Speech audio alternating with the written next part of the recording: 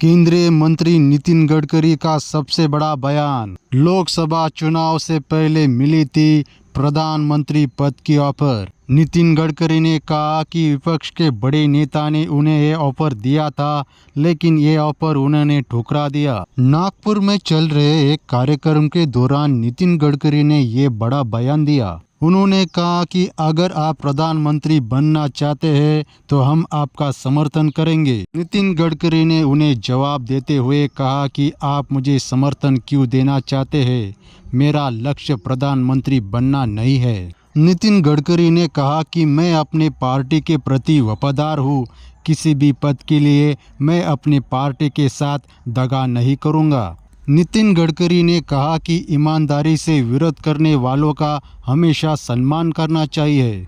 मैं किसी भी पद के लिए अपने पार्टी के साथ कभी धोखा नहीं करूँगा, ऐसे नितिन गडकरी ने बयान दिया।